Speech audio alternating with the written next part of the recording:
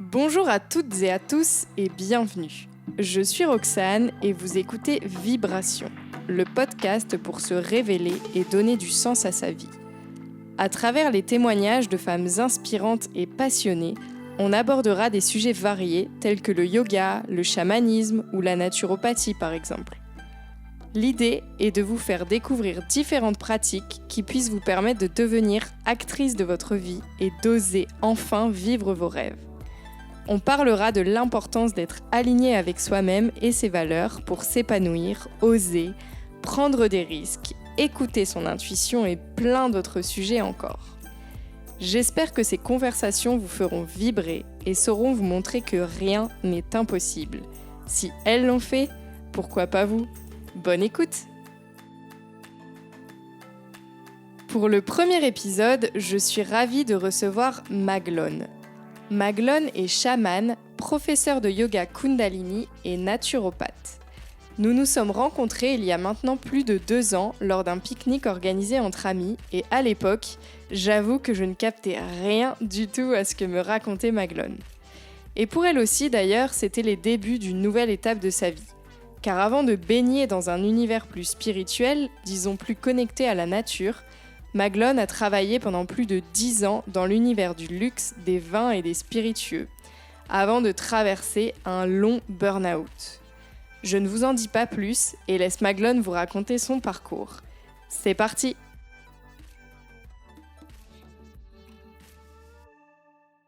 Hello Maglone, je suis ravie de te recevoir sur le podcast. Salut Roxane, merci de m'avoir invitée. Ça me fait vraiment plaisir que tu fasses partie des premières invitées de Vibration. Ça me tenait vraiment à cœur. Aujourd'hui, l'idée, c'est donc de te présenter, de parler de qui tu es et puis de nous parler du chamanisme plus particulièrement. Mais avant tout ça, je trouvais quand même très intéressant de pouvoir retracer brièvement ton parcours, parce qu'avant d'être chamane, tu n'étais pas du tout dans ce milieu. Et l'environnement dans lequel tu baignais n'était d'ailleurs pas nécessairement propice au développement de ta pratique en tant que chamane. Donc avant ça, Maglone, qui es-tu et que faisais-tu avant de devenir chamane ? Alors, écoute, j'essaye de faire ça brièvement. Effectivement, je reviens d'assez loin. J'ai travaillé pendant plus de 10 ans avant.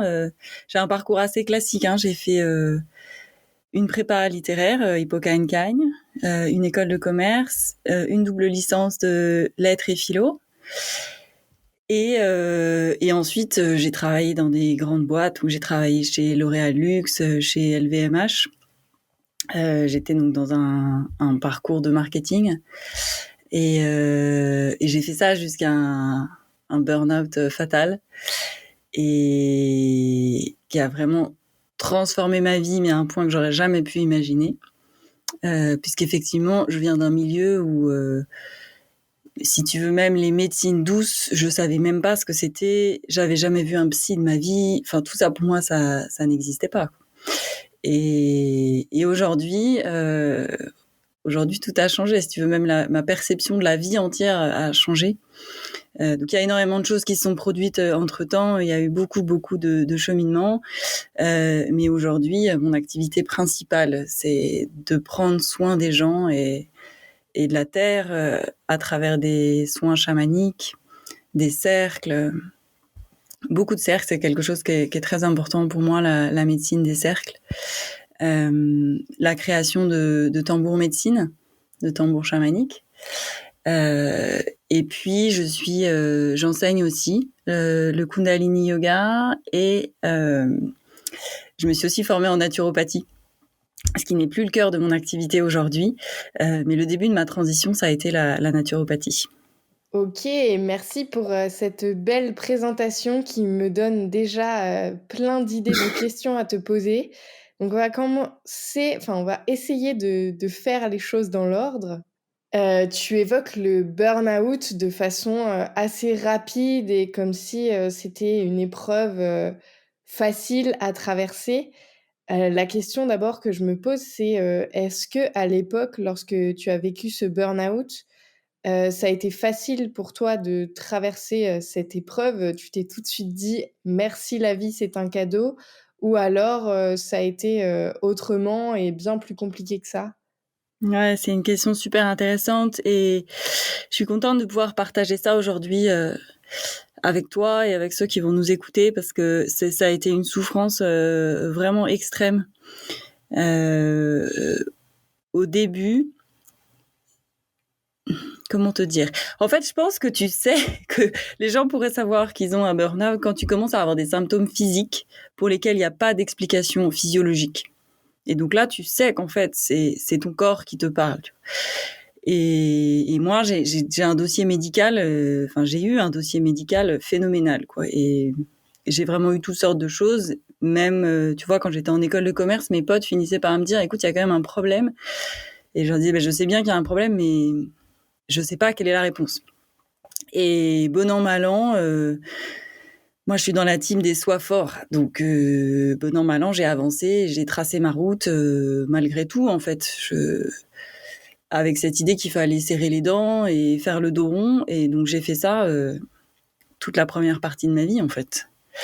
Et quand je travaillais, si tu veux, j'avais un super job, j'ai fait ce qu'on pourrait appeler une super carrière.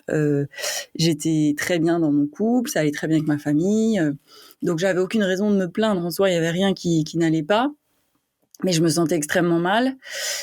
Mais comme j'étais pas capable d'expliquer pourquoi, j'ai ignoré ça. Je l'ai ignoré pendant des années. J'ai fait plein de petits burn-out. Donc typiquement, quand j'avais enfin des vacances l'été, en fait, je passais plus de temps à pleurer qu'à profiter de mes vacances. Mais au final, je mettais une couverture sur tout ça et puis je rentrais, je retournais travailler parce que je pensais qu'il n'y avait pas d'autre choix en fait.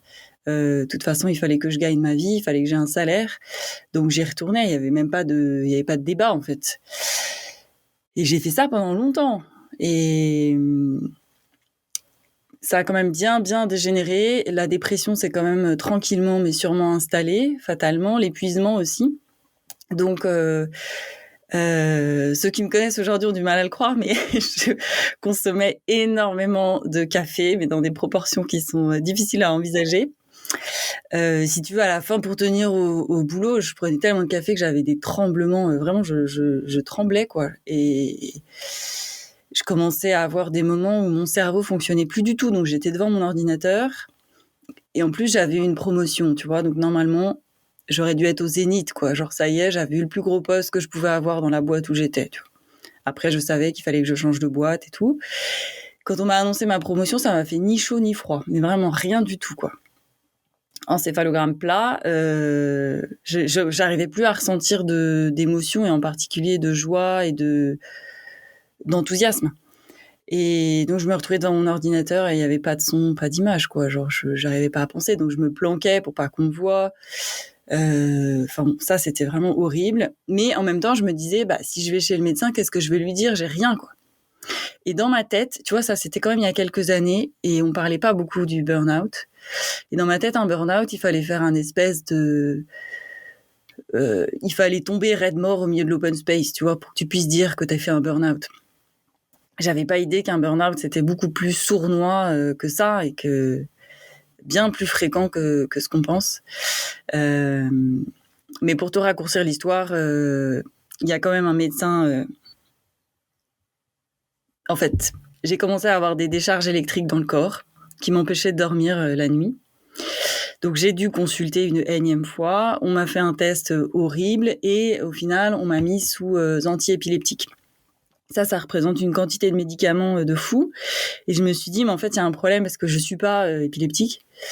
Donc ça va vraiment pas. J'ai fait la liste de tout ce qui m'était arrivé depuis que j'étais petite.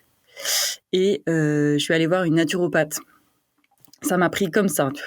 Mais c'est une naturopathe que j'avais déjà croisée avant. Et donc, elle m'a dit, oula, il va falloir aller chez le médecin.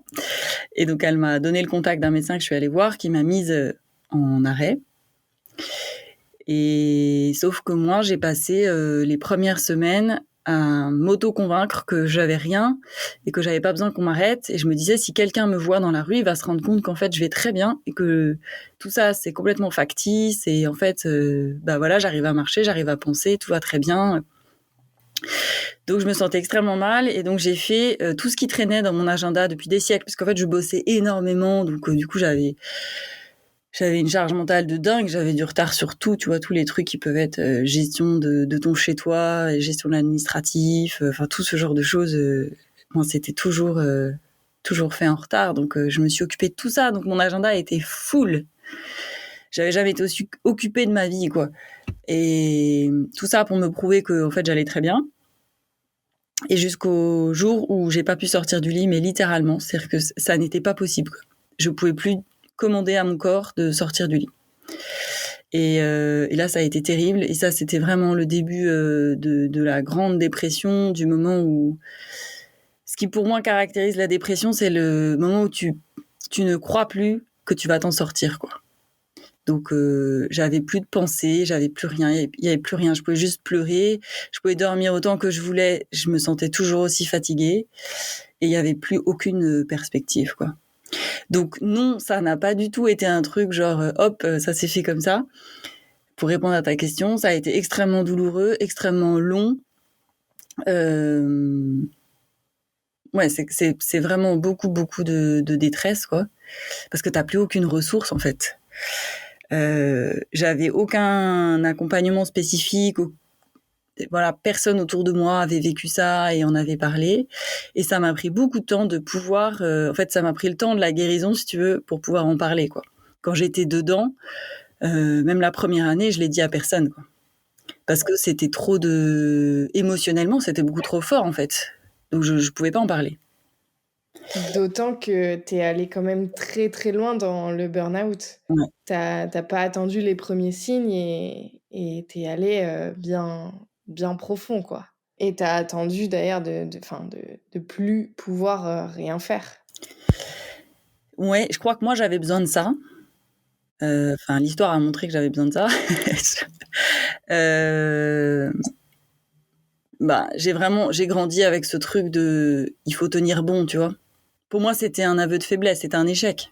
Tu vois, c'était pas possible. Ça m'a pris énormément de temps de comprendre que ça n'avait absolument rien à voir avec la réussite ou l'échec. Et pour être également passée, par le cursus de classe prépa, école de commerce, il y a quand même une énorme pression, autour du «sois fort», «lâche rien». Et finalement, là, de ce que je vois, c'est que, ben, avec, toute cette pression-là, tu te sentais même pas légitime de faire un burn-out et puis tu as poussé, le bouchon le plus loin possible. Ah, complètement. C'était pas une option, en fait. C'était pas une option. Mais ça, c'est la manière dont j'ai été élevée aussi. Et j'ai été élevée dans un milieu pas forcément très sain psychologiquement. Donc, ça joue beaucoup aussi, tu vois. Ça joue énormément. C'est évidemment, derrière chaque burn-out, tu peux aussi aller voir ce qui s'est passé dans ton enfance. En général, ça donne beaucoup de pistes sur comment est-ce que ça se fait que tu te retrouves là aujourd'hui, quoi. Un gros remue-ménage. Donc du coup, là, ce burn-out où tu ne te lèves plus, il y a plus aucun sens dans ta vie, ça a duré combien de temps? Et puis, quelle est, au bout de ce tunnel, quelle est la première lumière qui va redonner un sens à ta vie? J'ose pas dire aux gens combien de temps ça prend. Mais honnêtement, je pense quand même que le temps de la rémission est très long. Et moi, pendant longtemps, j'ai cru que j'allais pas récupérer toutes mes facultés intellectuelles. Et ça a été un moment, j'ai dû faire un travail de deuil là-dessus, si tu veux. Parce que j'ai commencé à récupérer. Il m'a fallu... honnêtement, c'est 3 ans après que j'ai retrouvé un jour, j'ai réalisé que je venais de reconnecter avec la joie de vivre. Ça, c'était 3 ans après, tu vois. Le jour où ça m'est arrivé, je me suis dit, waouh, je suis à nouveau heureuse de vivre parce que quand même, globalement, je suis quelqu'un de très positif et j'aime ça, la vie, quoi. J'aime profondément ça. Et le jour où c'est revenu, waouh, tu vois, c'était j'ai même pas de mots pour décrire ça, quoi. Et j'ai réalisé que je vivais sans depuis 3 ans, quoi. Et puis après, il y avait des trucs plus pragmatiques. Alors, c'est aussi ce qui m'a conduit au burn-out, mais c'est aussi ce que j'avais appris avec la prépa. Mais j'avais une grosse capacité de travail, tu vois. Et j'avais la capacité d'être très rapide. Et c'est ça qui m'a permis aussi d'évoluer en entreprise et tout ça. Et ça, je l'avais perdu. J'ai été très vite fatiguée, en fait. Et à un moment, c'était très déprimant pour moi de voir que j'étais plus la même personne.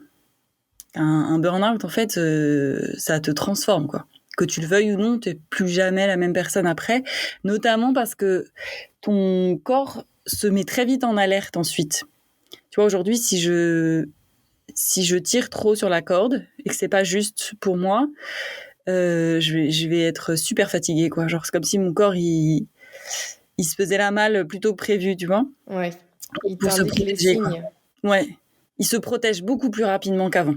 Je peux plus du tout faire ce que je faisais avant, tu vois, genre un peu tête brûlée, quoi, et on y va coûte que coûte. Sauf que maintenant, tu sais l'écouter. Oui, mais je t'assure qu'après un burn-out, t'as plus le choix, en fait. Ah, c'est sûr. C'est comme si... Donc, tu mets un peu de temps à appréhender que c'est pas que ton corps est en train de te lâcher, c'est au contraire, ton corps prend soin de toi, quoi. Mais quand t'as l'habitude d'avoir toujours tout fait comme tu voulais, bourrer ton agenda, tu vois, au chausse-pied autant que tu pouvais, tu le vis pas très bien. Mais bah, c'est ça qui te fait grandir, en fait. C'est ça qui te transforme profondément. Parce que tu comprends que depuis le début, parce que tu as répondu à plein tu as répondu à ce que la société, en fait, attendait de toi, à ce que tes parents attendaient de toi, à l'image que les gens avaient de toi, etc. Tu as adopté un rythme qui n'est pas le tien, en fait. Tu vois, t'es pas en résonance avec ce qui est juste pour toi. Au final, tu joues un rôle, quoi. Et ça, tu peux pas le faire indéfiniment. Et à un moment, plus t'es éloigné, moi, c'est ce que j'ai ressenti, quoi. Plus t'es éloigné de qui tu es vraiment, plus quand ça se fissure, c'est pas juste une fissure, quoi. Waouh, dis donc, je m'attendais pas à ce qu'on aborde aussi profondément le sujet du burn-out et d'autant que finalement, on n'en a jamais parlé ensemble et je t'ai connue juste après cette période et c'est vrai que ben, t'es totalement différente de ce que tu décris là. En tout cas, ce que je vois, bien que ça ait duré longtemps, très longtemps, c'est que c'est tout à fait possible de s'en remettre et là, moi, te connaissant, tu es une personne optimiste, tu rayonnes. C'est quand même, enfin, on peut aussi voir les choses, dans l'autre sens. C'est trop bien parce qu'on peut s'en remettre et en plus, apprendre des choses de ce burn-out.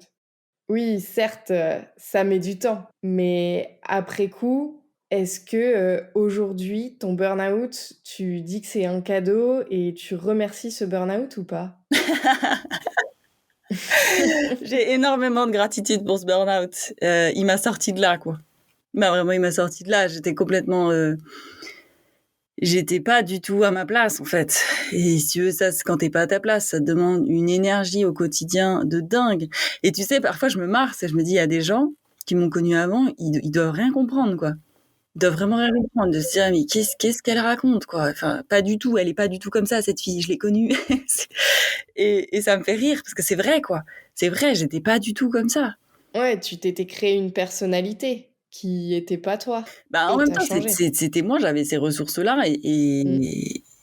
bon, voilà, je sais, il y a des mécanismes derrière, il y a des schémas que tu répètes et tout. Enfin, tu vois, c'est rien de très, finalement, que du très classique, hein. Mais Ouais, c'est vrai. ouais, oui, j'ai beaucoup de gratitude pour ce burn-out. Et si je le dis parce que pour les gens qui sont dedans, c'est tellement difficile qu'effectivement, effectivement, je pense que c'est important de le dire. J'ai de la gratitude pour ce burn-out, ça m'a amené là où je suis aujourd'hui, mais comme chaque chose qui t'arrive dans ta vie, en fait. Totalement, totalement. Pour être passé par là, Donc c'est c'est possible de s'en remettre. Par contre, ce que les gens te disent pas, heu, ça me fait penser, tu vois, c'est comme, maintenant on parle beaucoup du postpartum, tu vois? Et parce que les gens disent: «Ah, les gens te disent pas ce que c'est». Et ben, les gens ne te disent pas qu'un burn-out, c'est pas réglé en 15 jours, quoi. Et Les gens pensent ça parce que ton médecin, au mieux, la première fois, il te fait un arrêt de 15 jours.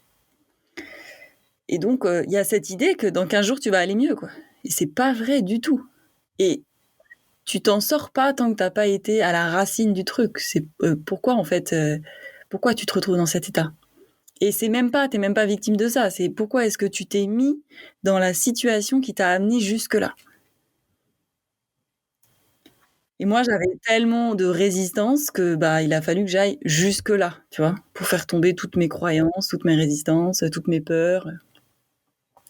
Enfin, je te rassure, il y en a encore plein, mais Oui, je pense que c'est l'histoire d'une vie. Et du coup, tu dis que ce burn-out t'a montré que tu n'étais pas à ta place.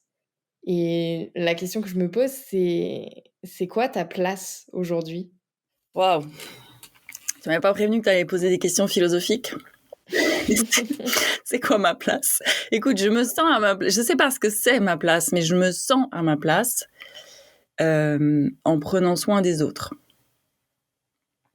C'est le moment, tu vois, quand le seul moment dans ma vie où vraiment je me pose plus de questions. S'il y a 2 moments où je me pose plus de questions, en fait, c'est facile. C'est quand je suis en soins chamaniques, parce que là, c'est plus moi. Tu vois, je suis connectée à autre chose et qui me dépasse, et donc c'est plus moi en fait. Donc c'est comme si j'étais plus embarrassée par mon ego à ce moment-là. Ok, tu vas nous expliquer ça plus en détail. Et puis l'autre moment où tu peux, moi je ressens ça, c'est à travers la prière. Et pareil, c'est cette même idée en fait. T'es connecté à quelque chose de tellement plus grand que toi, il y a plus de questions. Et Ok, ça, c'est ça, ce qui aide énormément aussi, c'est ce que nous on appelle la sangate. Donc c'est quand tu te retrouves avec des gens qui partagent ces valeurs-là, tu vois, ou qui peuvent prier ou chanter avec toi. C'est la même chose que la médecine du cercle en chamanisme. Donc la communauté, en réalité, est extrêmement importante, et c'est aussi quelque chose qu'on a beaucoup perdu aujourd'hui. c'est vrai. Mais le soutien de la communauté, c'est essentiel. Juste avant de rebondir, tu parles de prière, que ce soit clair pour tout le monde. Quand tu parles de prière, est-ce que tu parles de quelque chose de religieux ou pas? Hmm. Pour moi, en tout cas, c'est ce que j'expérimente aujourd'hui, c'est au-delà de la question de la religion, au-delà de toute religion. Je pense que c'est prier pour... ça dépasse, si tu veux. Je peux prier avec un texte de Saint François d'Assise ou un texte qui est écrit en gourmouki, un texte sikh, tu vois. Je peux prier sur une prière avec Bouddha. Enfin, pour moi, c'est au-delà de ça, en fait. La religion, ça va être une forme dans laquelle je me reconnais pas forcément. Je me reconnais dans ce qui dépasse ça, tu vois. Ok. Mais je m'identifie pas à une religion, je m'identifie à... Il y a quelque chose qui me dépasse, qui est magnifique et qui m'a donné la vie, en fait.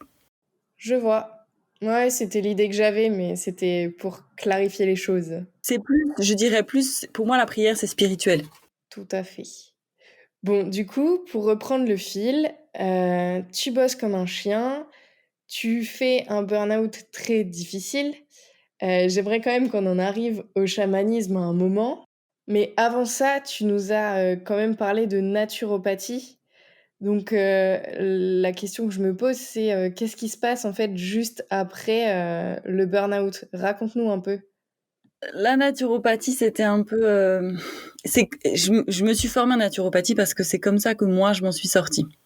Tu vois, sur un plan physique, D'accord. tu vois. La naturopathie, c'est rien d'autre que des grands principes sur comment prendre soin de soi, quoi, dans la vie quotidienne, comment vivre, comment adopter un mode de vie qui nourrit ta santé, quoi, qui te rend en bonne santé. Donc là, à travers la naturopathie, j'ai ouvert les yeux sur plein de choses, tu vois. Ça a transformé ma manière de m'alimenter, mon équilibre de vie. Donc, si Ok. tu veux, ça a été tellement une bouée de sauvetage pour moi, parce que j'ai enfin vu la lumière, si tu veux, quand j'ai commencé à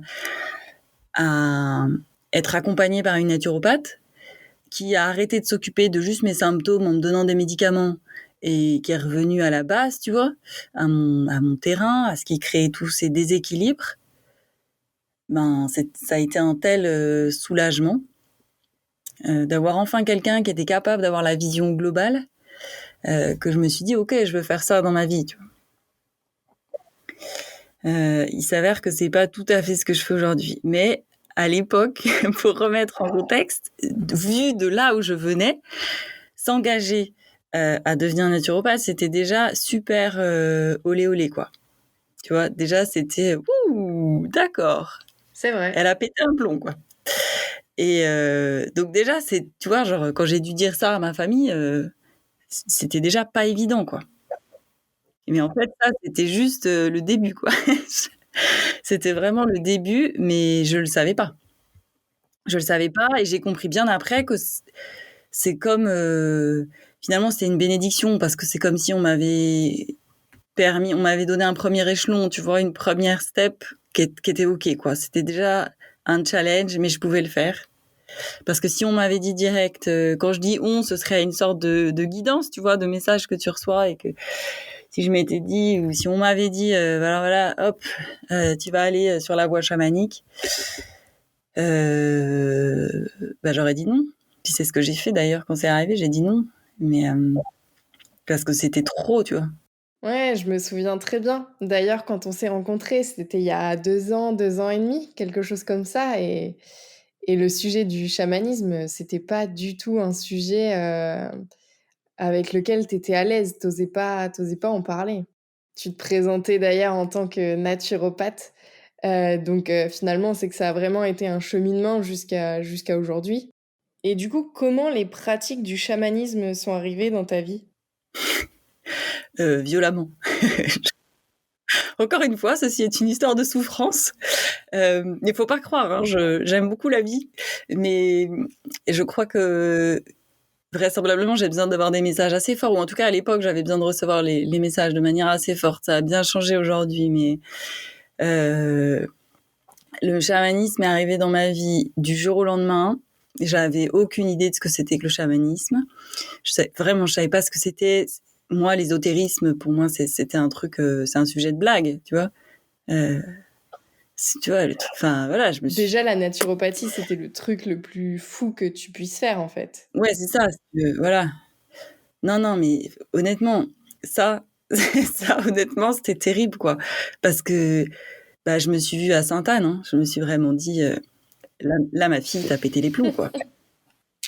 Et si tu veux, là, les esprits font très bien les choses parce que ce qui s'est passé, c'est que du jour au lendemain, j'ai commencé à entendre les morts, quoi, me parler, les âmes, ce qu'on appelle les âmes errantes. Donc, c'est les morts, les personnes qui sont mortes, mais qui n'ont pas réussi, pour plein de raisons possibles différentes, à aller dans le monde des morts. Donc là, tu pourrais résumer ça, elle a commencé à entendre des voix, quoi. Et c'est ce que j'ai pensé aussi. Et donc là, à ce moment-là, tu te dis que tu es devenu complètement taré, quoi.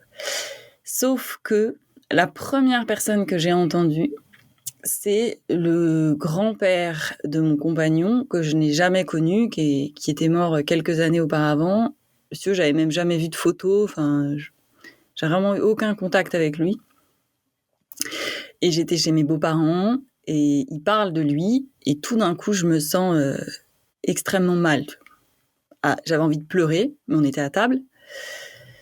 Et je me dis, ça va pas être possible, en fait, de se mettre à pleurer comme ça, au milieu du déjeuner. Donc, je sors de table, j'attrape le premier journal qui traînait, c'était L'Équipe. Donc, j'essaye de me plonger dans L'Équipe, en me disant, c'est très bizarre, je sais pas ce qui se passe, mais c'est très bizarre. Puis j'attends que ça passe. Et puis après, on rentre chez nous. Et dans la voiture, on en reparle. Et en fait, au moment où mon mec m'en reparle, il avait même pas capté qu'il s'était passé quelque chose. Je fonds en larmes. Et il me dit, pourquoi tu pleures? Et je lui dis, mais en fait, c'est pas moi qui pleure. Donc évidemment, il me regarde de manière un petit peu bizarre. Et je lui dis, mais c'est pas moi qui pleure. J'ai l'impression que ton grand-père est là, quoi. Donc Dieu merci, mon mec est très très ouvert d'esprit ou alors très calme, je ne sais pas. Et il se trouve que j'avais rendez-vous 2 jours après chez une femme qui se présentait comme kinésiologue. Mais je savais aussi, elle m'était kinésiologue énergéticienne. Et parce que je cherchais quand même des solutions pour me sortir de mon burn-out, tu vois, donc j'explorais, quoi. Et donc j'arrive et bah là je marche sur des œufs parce que je me dis elle va se dire que je suis une pauvre meuf complètement tarée. Mais bon, je finis par lui dire que j'ai l'impression que je suis avec quelqu'un, tu vois. Essaye de dire ça, toi, quand tu connais rien au chamanisme, de dire à un thérapeute non, mais en fait je suis avec quelqu'un. Donc je me sentais extrêmement mal et elle me regarde, elle me dit oui, je sais depuis 2 jours, un vieux monsieur. Et là, si tu veux, le monde s'est effondré. Je me suis dit mais où est-ce que je suis, quoi? C'est qui ces gens? De quoi elle me parle, la dame? Qu'est-ce qui se passe? Comment ça, elle sait? Mais de quoi on parle? Enfin, la panique totale où j'ai failli sortir précipitamment du cabinet. Bon, finalement, je suis restée. Et donc, elle a fait son soin, tout ça, et il y avait des messages très précis, en fait, de ce grand-père pour la famille. Tu vois. Ok. Donc ça, et qui était très concret, tu vois. Donc je pouvais pas douter de ça, et c'est pas des infos que j'avais pu avoir autrement. Donc on venait de me démontrer que c'était possible, mais il y a, si tu veux, il y a tout mon mental. À la fois j'avais compris que c'était possible, et à la fois mon mental m'envoyait des messages non-stop de tu délires complètement, ma pauvre fille. Et ça a continué. Et ça s'est accéléré, et jusqu'au point où je pouvais plus sortir de chez moi sans récupérer tout ce qui traînait. Donc après, tu dors plus, ça te pompe ton énergie. Moi, j'avais pas d'outils, je comprenais rien à tout ça. Donc j'ai dû apprendre. Au début, on m'a dit c'est parce que t'es passeur d'âme et tout ça. Donc j'étais c'est super, merci. Donc le jeu consiste à guider ces âmes vers la lumière, tu vois, vers le monde des morts. Mais je voyais pas ça comme une vie possible, et surtout, j'étais en permanence au contact de la mort, quoi, non-stop. Donc c'était un enfer. Écoute, pour te résumer la situation, il y a un moment où il a fallu que j'aille du coup apprendre à gérer ça. Mmh. J'ai fini par accepter de le faire, mais à contre-cœur, et j'y suis allée parce que je me suis dit, peut-être si j'apprends à le gérer, je vais pouvoir refermer la porte, tu vois. Ouais. Et dans ces cas-là, je vais pouvoir récupérer ma vie d'avant. Donc j'y allais en mode un peu, j'y vais mais pour mieux m'en sortir, quoi. J'avais pas encore très bien compris que ça c'était pas une option. Mais quand je suis arrivée là-dedans, j'ai découvert qu'il y avait des gens qui venaient pour juste joyeusement découvrir ce que c'était que le chamanisme. Du coup, tu as fait un stage chamanique, c'est ça? Ouais, ça là, la toute première session que j'ai faite, c'était avec une institution qui s'appelle Foundation for Shamanic Studies. Et là, pour moi, l'idée, c'était d'avoir un cadre, en fait, et d'avoir des outils pour gérer ça, tu vois. D'accord. Je savais même pas, j'appelais ça. Ce truc dont j'avais parlé à absolument personne. Et là, je découvre qu'il y a des gens qui viennent pour le fun, quoi. Et je me dis, ils sont fous, ils sont tarés, quoi. Ils se rendent pas compte. Ils se rendent pas compte de ce que c'est. Tu vois, moi, je dormais plus. En plus, j'étais en burn-out. Enfin, c'était la totale, quoi. Et donc, au début, pour moi, c'était assez dark.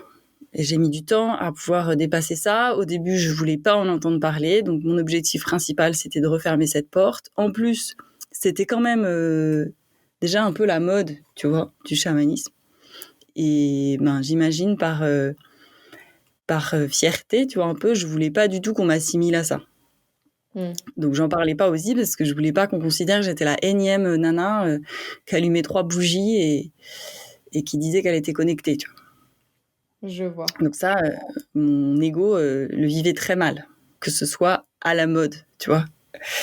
Donc tout ça, c'est resté en souterrain pendant assez longtemps, jusqu'à ce que les esprits s'énervent. Parce que quand les esprits ont décidé quelque chose pour toi, tu n'as pas le choix, en fait.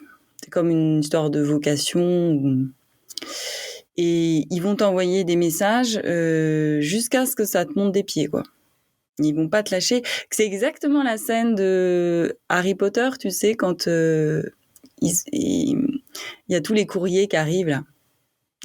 Avec les chouettes. Ouais, avec la chouette. Et il y a son beau-père qui essaye de de cacher les courriers. Oui, et de fermer toutes les portes et les boîtes aux lettres. Ouais, exactement. Il s'est passé exactement ça.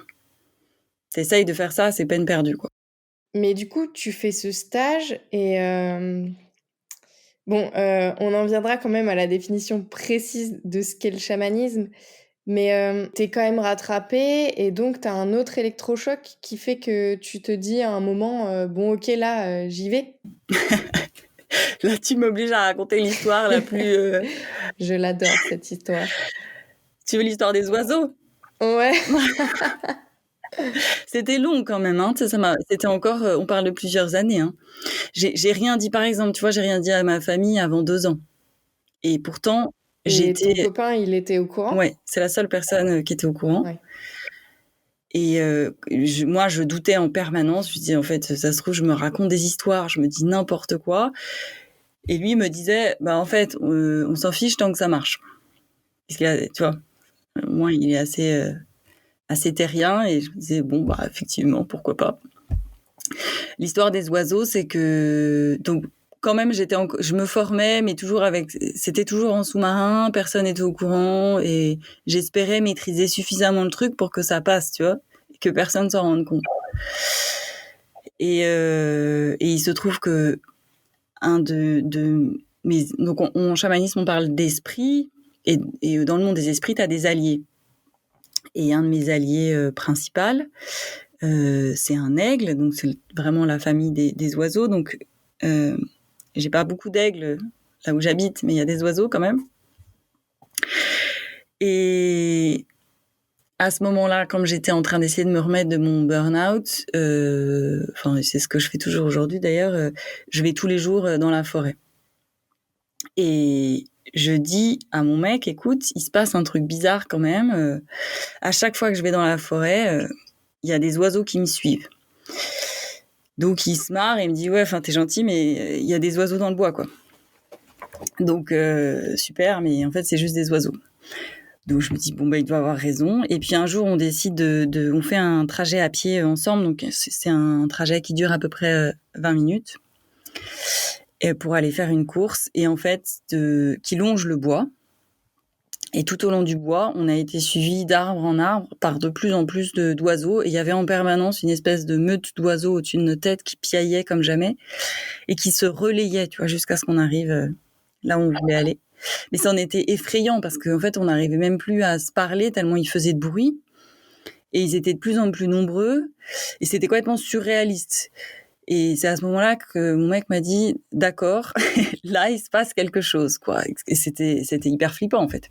En soi, c'était hyper flippant. Tu te retrouves avec une meute de corneilles au-dessus de la tête. Et tu te dis, et ça fait du bruit, quoi, des corneilles, tu vois. Et vraiment, elles volaient au-dessus de nous, quoi. Et elles se relayaient, ça passait d'arbre en arbre. Et tu te dis, mais qu'est-ce qui se passe? Et tu comprends qu'il y a quelque chose qui te dépasse complètement et qui existe vraiment. Et ça fait très Hitchcock, hein. Ça fait super Hitchcock, c'est très flippant. Et là, t'es vraiment démuni parce qu'on vit dans une société où toute cette dimension-là, elle n'existe pas. Si tu vis dans une culture, si tu vis en Amérique latine, pour eux, c'est une évidence que les esprits existent. Donc, c'est pas un sujet, quoi. Nous, la route est longue, quoi. Parce que du coup, est-ce que tu peux nous donner la définition du chamanisme pour que ce soit bien clair? Ouais. Il y a pas... c'est compliqué de répondre à cette question. Déjà, la manière dont nous, on utilise le mot chamanisme, il faut avoir en tête, c'est une manière très occidentale et anthropologique. En fait, c'est l'anthropologue Michael Harner qui, pour simplifier, a nommé toutes les pratiques comme ça en relation avec les esprits, donc qui existent absolument partout dans le monde.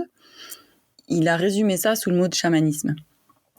Mais en réalité, il n'y a que en Mongolie et autour qu'on utilise le mot chaman. Dans les autres peuples traditionnels, ils n'utilisent pas le mot chaman. Donc si tu vas en Amérique latine, dans n'importe quel pays d'Amérique latine, ils ne s'appellent pas chaman. Ils vont avoir des noms différents. Ça peut être par exemple homme médecine.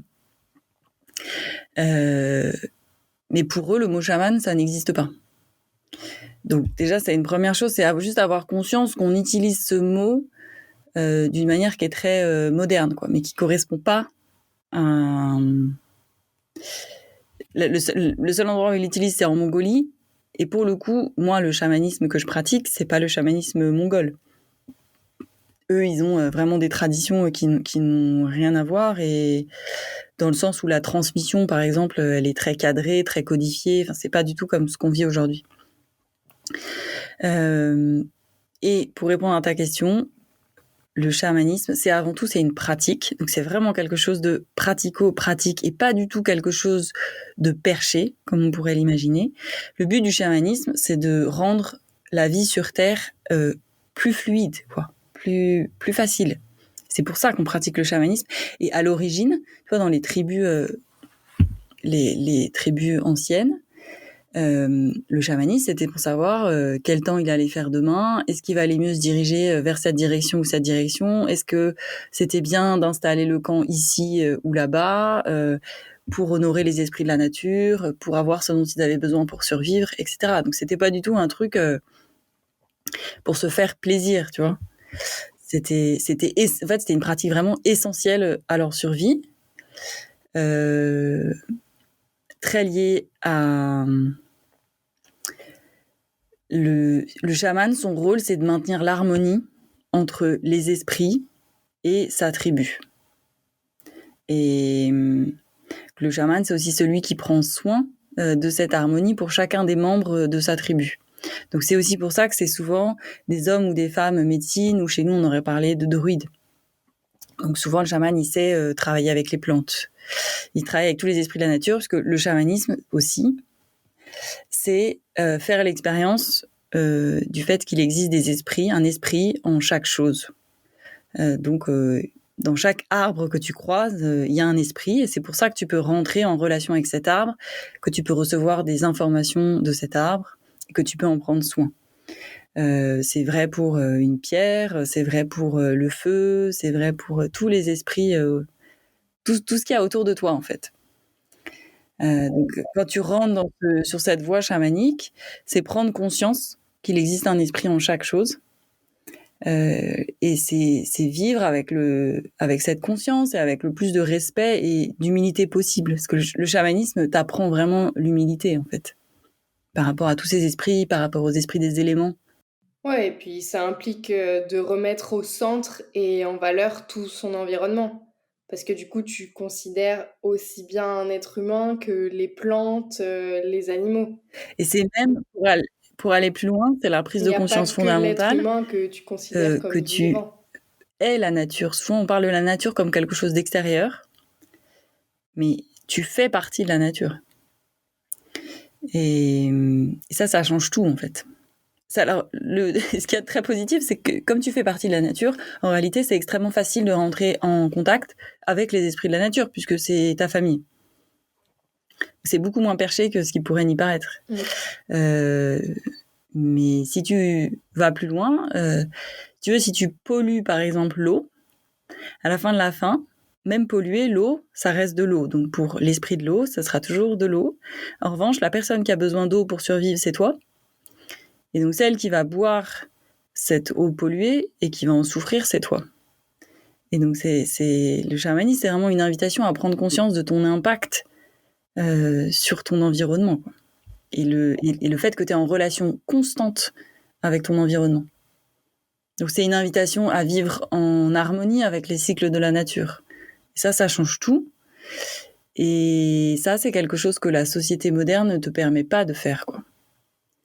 On essaye de te faire croire que tu peux être tous les jours la même personne, comme si la vie c'était, tu sais, une longue ligne droite, quoi. Alors que clairement, tout est une histoire de commencement et de fin, tu vois, de cycle perpétuel. Et jamais de la vie, c'est une ligne droite bien plate. Ouais, c'est sûr. C'est clair.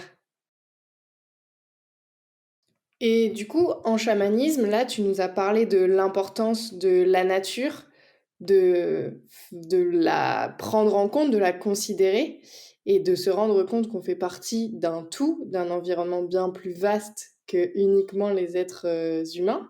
Et tu as bien insisté sur le fait que c'était une pratique. Donc comprendre, c'est bien, mais pratiquer, expérimenter, c'est quand même la base du chamanisme.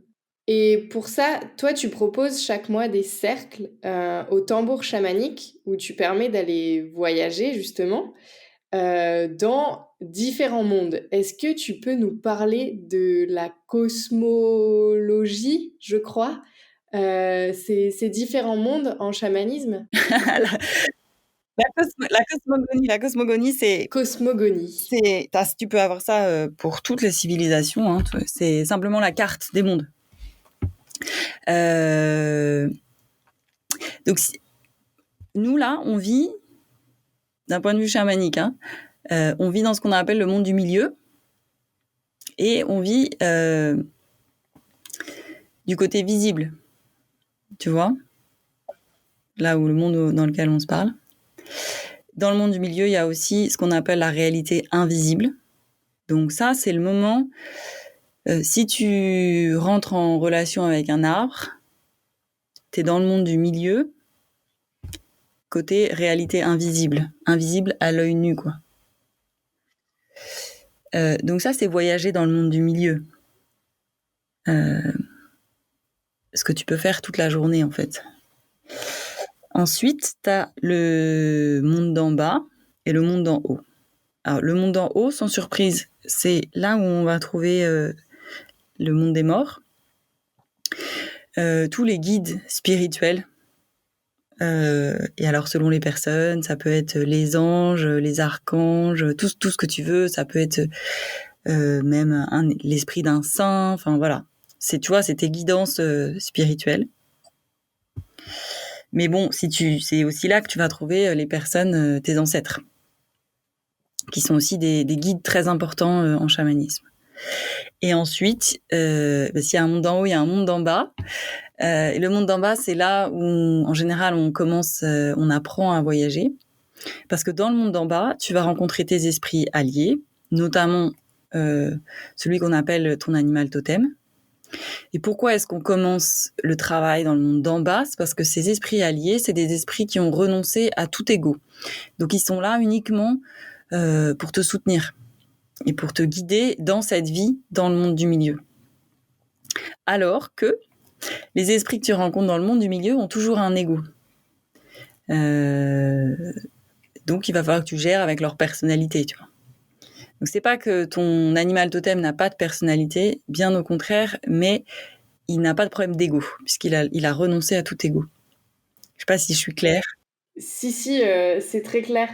Et d'ailleurs, j'avais lu que dans le monde du milieu, comme en fait, ils ont un ego, ils peuvent attendre des choses en retour. Et alors, c'est aussi, il faut imaginer qu'on part de très loin, parce que comme on n'a pas la conscience qu'il y a des esprits vivants autour de nous, tu rentres dans une forêt, tu rentres comme si c'était chez toi, mais en fait, c'est pas chez toi. Et donc, tu dis pas bonjour, tu te présentes pas, tu n'honores pas les gens, tu remercies pas pour ce que tu vis dans la forêt.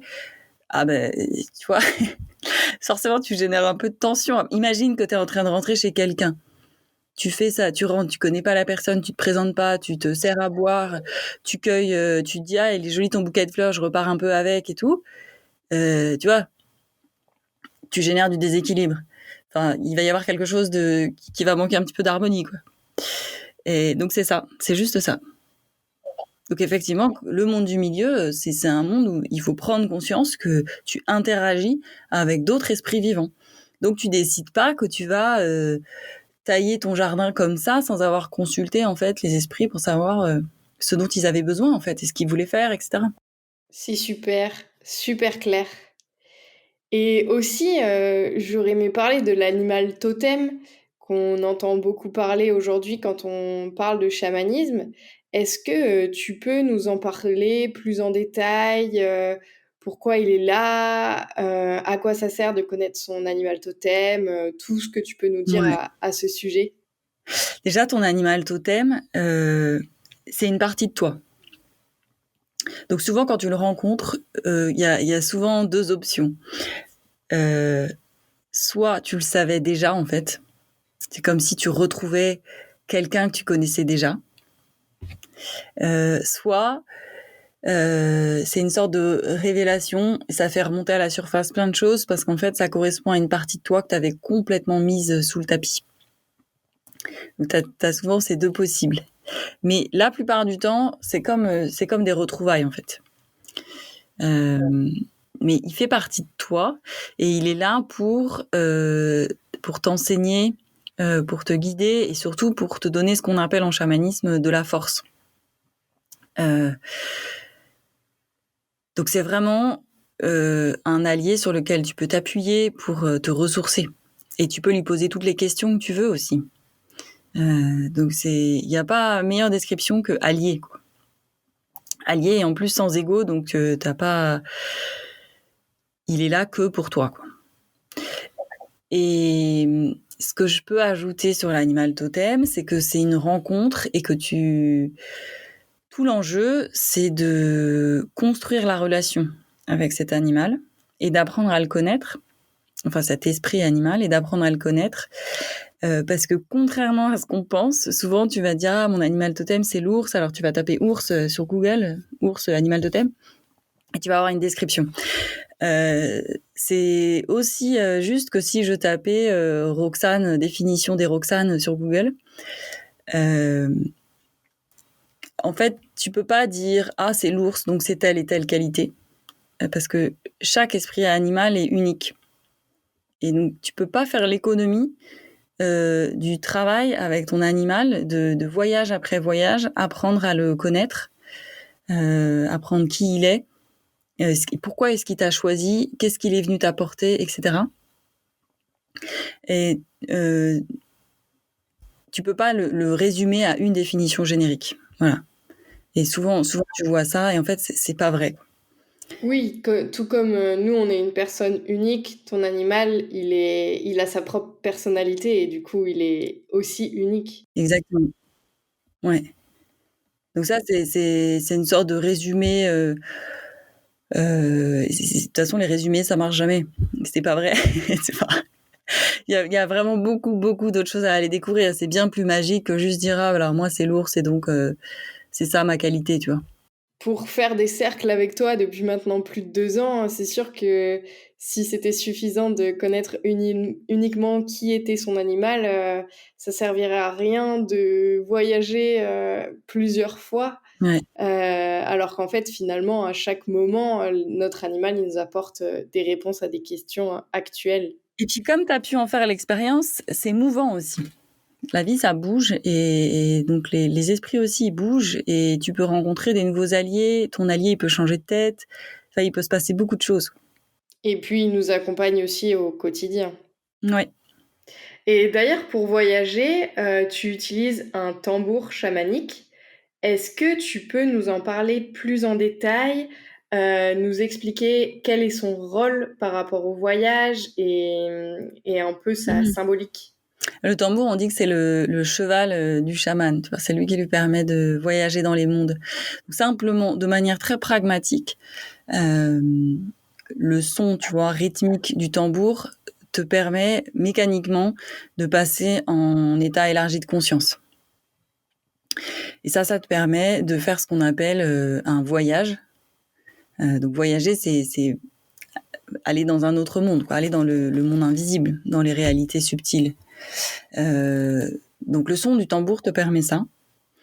En particulier s'il est joué de manière rythmique. En tout cas, au début, tu as besoin de ça. La réalité, c'est que par exemple, moi, quand je fais un soin, donc il y a un esprit dans le tambour, il y a aussi un esprit dans la maillotche. Donc la maillotche, c'est ce avec quoi on joue du tambour. L'esprit de la maillotche, en général, prend le dessus, c'est-à-dire que c'est lui qui détermine le rythme auquel on joue du tambour, quoi, selon ce dont la personne a besoin dans le soin. Et donc là, c'est pas tellement le rythme du tambour qui me met en état modifié de conscience. Mais en tout cas, quand tu commences ces pratiques-là, tu as besoin de ce rythme très régulier. Et pour les personnes qui ont du mal à voyager, je vous recommande de vous concentrer sur le son du tambour. C'est-à-dire qu'une fois que vous vous êtes dit, bon, bah, moi, ça marche pas, j'arrive pas à voyager. Ok, très bien. Vous n'arrivez pas à voyager. Maintenant, juste écoutez le tambour. En général, ça shift au bout d'un moment. Ok. Et d'ailleurs, quel conseil tu donnerais à quelqu'un qui a très envie de se mettre au chamanisme, à faire des voyages? Quel conseil tu lui donnerais? Peut-être rien, tiens. Ok. Je lui dirais, si je fais une réponse de chaman, je lui dirais demande à tes esprits. J'ai pas des réponses. Je peux pas dire là vraiment. Suis ton instinct en fait. Il faut que tu croises la bonne personne. Tu vois, quelqu'un où tu te dis là ça fait tilt, là j'y vais. Ou en fait ça va se présenter. Si c'est ta voix, si c'est le truc que tu dois faire, ça va tomber. C'est-à-dire que bah tu vas être sur internet et tu vas tomber entre guillemets sur tel truc et voilà. Ou tu vas rencontrer telle personne. Enfin tu vois. En fait, principalement il faut faire confiance parce que ça se présente toujours. Si ça doit se présenter, ça va se présenter.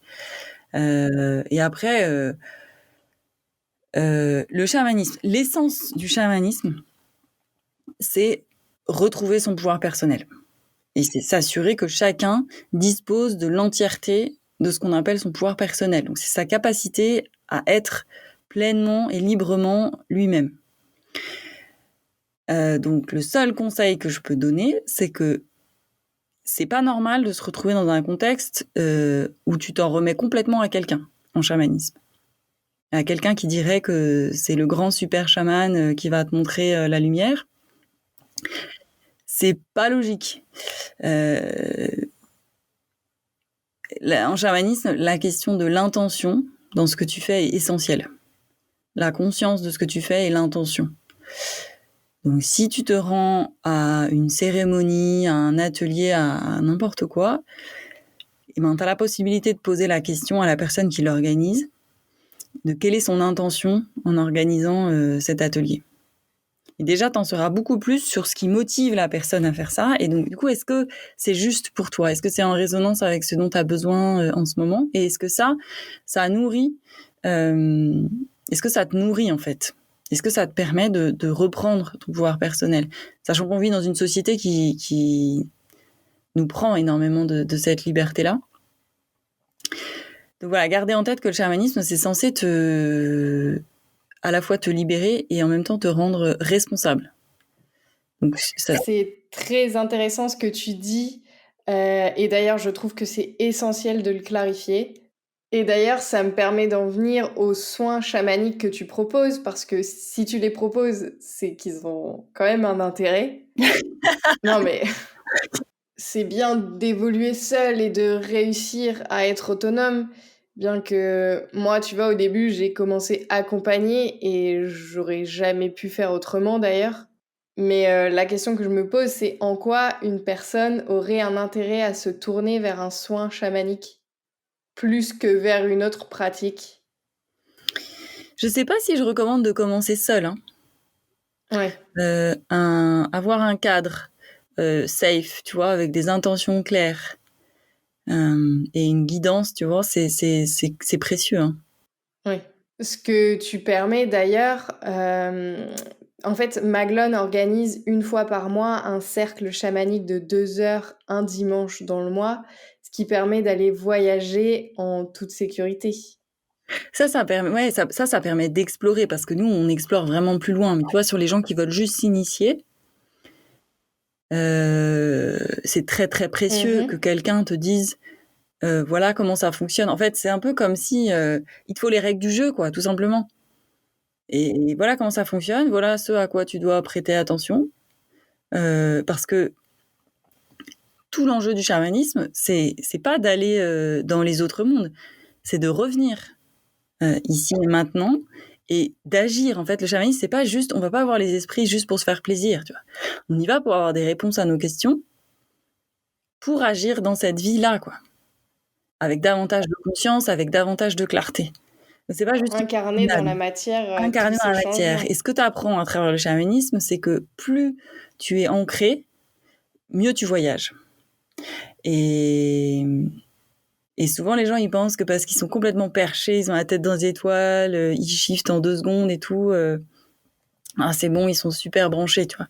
Bah, c'est cool d'être super branché, mais si ça te permet pas d'inscrire, si tu vois, tu peux pas le transformer dans la matière, bah, à qui ça sert en fait? C'est clair. Très intéressant. Et du coup, pour terminer, la dernière question, parce que l'heure passe, c'était sur les soins chamaniques. Parce que ça me semblait quand même essentiel de parler de ça. Oui, quand est-ce que tu fais des soins chamaniques? Ça, c'est une question qu'on me pose assez souvent. Genre, pourquoi est-ce que je ferais un soin chamanique? Euh, c'est extrêmement vaste. À partir du moment où tu te poses des questions pour lesquelles tu n'as pas de réponse, à partir du moment où tu sens que tu bloques, où tu n'avances plus tout seul. Et ça peut être, par exemple, tu as des symptômes physiques pour lesquels les médecins n'ont aucune explication. Mais pourtant, toi, tu as mal, tu vois. Mais ça peut aussi être, tu es en train de faire le deuil de quelqu'un et voilà, tu n'arrives pas à le dépasser ou c'est quelque chose qui passe pas bien. Ça peut être...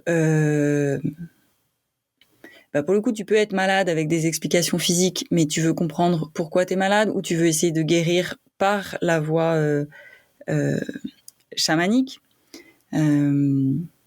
Et mon point de vue, c'est que c'est très intéressant quand tu as un déséquilibre physique comme une maladie. Si tu veux, avant de s'imprimer dans la matière, ça s'est imprimé dans l'invisible, sur le plan subtil. Donc c'est intéressant quand tu es malade de le traiter et sur le plan physique et sur un plan beaucoup plus subtil pour aller à l'origine en fait du problème. Mais ça peut être des choses plus simples comme tu te sépares de quelqu'un et en fait c'est compliqué, ou tu n'arrives pas vraiment à couper les liens avec quelqu'un, ou tu es empêtré dans une relation toxique, tu es en burn-out, tu as plein de choses à aller voir, tu as des difficultés dans ta vie, tu n'arrives plus à avancer, tu vois plus clair, tu as un projet mais ça bloque, tu vois, c'est infini en fait. Tu fais la démarche d'aller demander aux esprits pourquoi ça coince, quoi. Genre, t'arrives pas à changer de boulot. Voilà. Ouais. Tu veux changer de job et en fait ça marche pas. T'essayes de trouver une maison, ça marche pas. Il y a aussi le cas de... Tu te sens très mal chez toi quand tu rentres chez toi. Tu vois, donc ça c'est tout ce qui est lié au nettoyage des lieux. Donc si tu vois, t'as l'impression qu'il y a des présences chez toi, ou t'es mal à l'aise quand t'es chez toi, ou voilà, l'énergie te correspond pas, tu te sens pas bien. Ça compte. Ça peut aussi être des problématiques aussi lourdes que tu n'arrives pas à avoir d'enfant et tu veux comprendre ce qui se passe.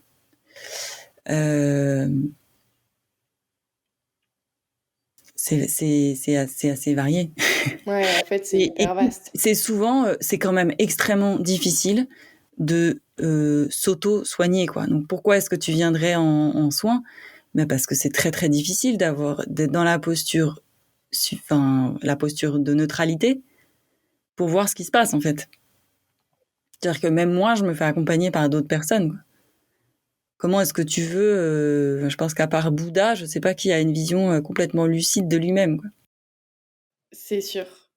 Donc il y a ça, et puis il y a en fait ça demande énormément de pratique, de discipline, de faire des soins chamaniques. Donc tout le monde n'a peut-être pas envie de faire ça de sa vie, quoi. Mais ça se fait pas tout seul. Donc c'est aussi pour ça que tu vas voir quelqu'un. C'est vrai.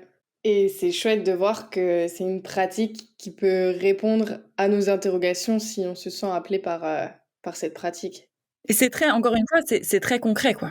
C'est-à-dire que tu viens avec tes questions, tu repars avec tes réponses. Et il y a cette blague qui dit que si t'as pas d'effet, il faut que tu changes de chaman, tu vois. Et parfois c'est fulgurant, c'est complètement dingue, quoi. Moi, j'ai toujours, parfois, même moi qui en ai vu beaucoup, ça me fascine toujours autant de voir la rapidité à laquelle ça peut arriver, quoi. C'est ça qui est intéressant parce que quand on parle de chamanisme, on pense à une personne qui est hyper perchée et qui a pas les pieds sur terre, alors que c'est tout l'inverse. Et d'ailleurs, tu nous montres exactement l'inverse parce que la base, c'est en effet d'être ancré le plus possible pour pouvoir aller voyager dans notre monde et revenir dans le monde physique sur notre planète Terre pour ensuite concrétiser et ancrer dans la matière ce qu'on va aller chercher et puiser, qui finalement sont nos ressources intérieures qu'on va aller regarder.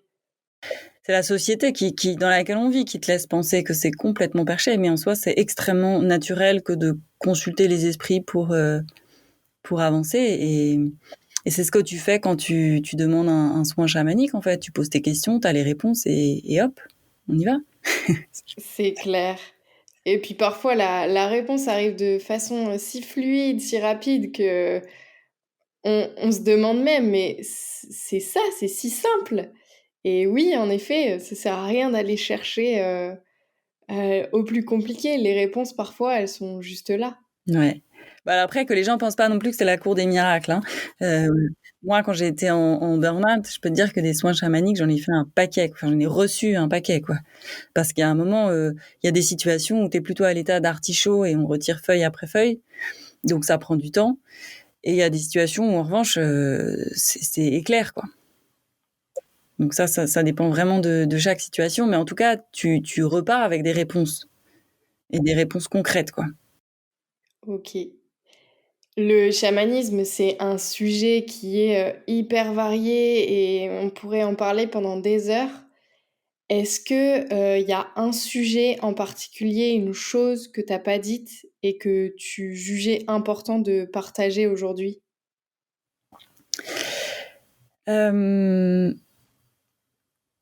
Oui. Écoute, quelque chose que je vois vraiment beaucoup en ce moment et qui me tient énormément à cœur. Je reçois énormément de femmes qui ont subi des traumatismes divers et variés, des abus, des violences. Et ce qui me semble important de partager, c'est que quand on est victime de violences, quelle qu'elle soit, hein, ça peut être juste même psychologique, quand on est victime d'un traumatisme comme ça, le traumatisme, ça laisse une empreinte énergétique. Donc, il ne faut pas croire que avoir réglé plus ou moins la situation dans la matière, ça a réglé le problème, la blessure, l'empreinte de ce traumatisme sur un plan invisible. Et c'est pour ça que quand on a subi des traumatismes, des abus, ça traîne et on s'en sort pas et on patauge dans le truc. C'est parce qu'en fait, c'est la blessure sur un plan invisible, elle a pas bougé, quoi. C'est comme si elle n'avait pas cicatrisé. Donc, c'est toujours aussi actif. Et donc, la vie, tant qu'on n'a pas pris soin de cette blessure, va se charger de la réactiver régulièrement pour que ça nous monte à la conscience, quoi. Donc, le message, c'est que si vous avez été victime de traumatisme, quel qu'il soit, il faut prendre soin de la partie invisible, en fait, du déséquilibre qui s'est créé dans la partie subtile, dans la partie énergétique, certains diraient, parce que ça se guérit pas tout seul. Ça se guérit pas tout seul. Voilà, c'est juste avoir la conscience de ça. Donc, quand il y a une blessure, elle n'est pas que sur le corps physique. Tous nos corps sont impactés. Merci beaucoup Maglone pour ce partage.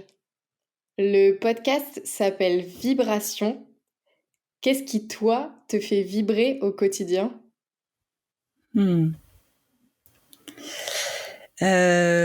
Partager ça, là, partager cet amour pour la terre, pour la nature, pour la vie, tu vois, c'est tellement beau quand tu arrives à voir comme la vie est belle. Partager ça, ça me fait profondément vibrer, ouais.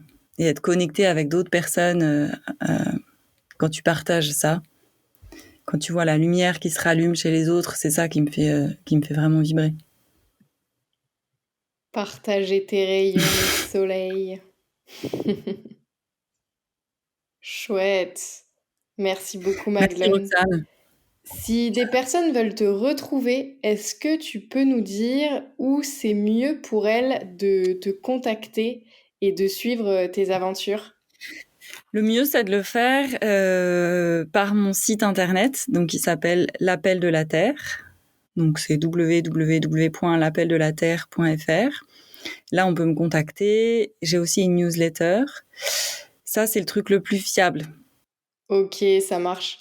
De toute façon, je mettrai tout ça dans la description du podcast. Merci beaucoup et puis je te souhaite une très belle journée. Merci Roxane, toi aussi. À bientôt. À bientôt. Merci beaucoup d'avoir écouté cet épisode. J'espère qu'il vous a plu autant qu'il m'a apporté. Si c'est le cas, je vous invite à vous abonner et à laisser une note sur votre plateforme d'écoute préférée. Vous pouvez également m'écrire, me retrouver et découvrir les actualités sur Instagram @vibration le podcast tout attaché et @yogasanajeu. À très vite pour un nouvel épisode.